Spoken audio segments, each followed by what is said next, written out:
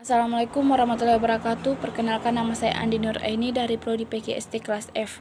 Di sini saya akan menjelaskan tugas dengan topik yang pertama, jelaskan pengembangan intelektual anak SD usia 6-9 tahun pada pembelajaran matematika beserta contohnya. Dimana seperti yang kita ketahui, anak usia 6-9 tahun biasanya memiliki intelektual yang bisa dibilang masih anak-anak karena dia harus diajarkan dengan sabar dan santai agar mudah memahami.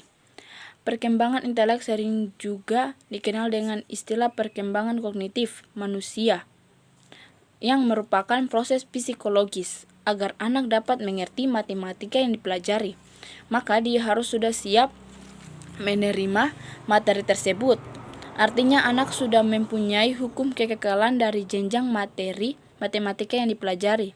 Menurut Piaget dalam Rus Effendi 1962, ada beberapa tahap dalam perkembangan belajar anak yang disebut dengan hukum kekekalan, di mana yang pertama, hukum kekekalan bilangan. Hukum kekekalan bilangan ini biasanya dipahami oleh anak yang berusia 6-7 tahun.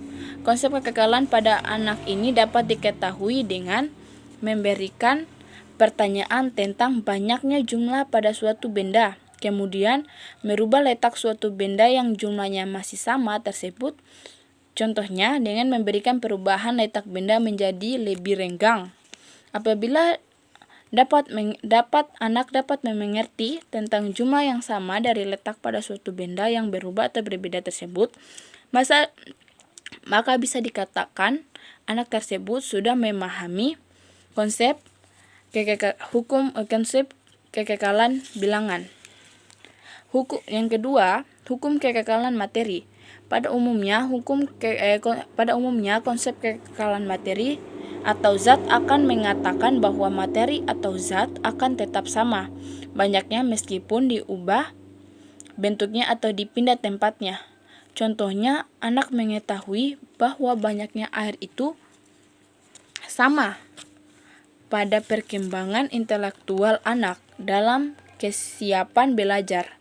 Ini sudah dapat membedakan antara bilangan ganjil dan genap. Namun, anak akan mendapati kesukaran apabila menentukan bilangan genap prima atau hasil bilangan ganjil positif yang habis dibagi 3. Yang terakhir, hukum kekekalan panjang, di mana hukum kekekalan panjang biasanya dipahami oleh anak pada usia sekitar 8-9 tahun. Anak yang telah memahami hukum kekekalan panjang akan mengatakan bahwa panjang tali akan tetap meskipun tali itu dilengkungkan. Contohnya, anak dapat mengetahui 2 utas panjang tali yang sama. Ketika salah satunya dikerutkan dan satunya lagi tegang, maka tali tersebut tetap memiliki ukuran panjang yang sama.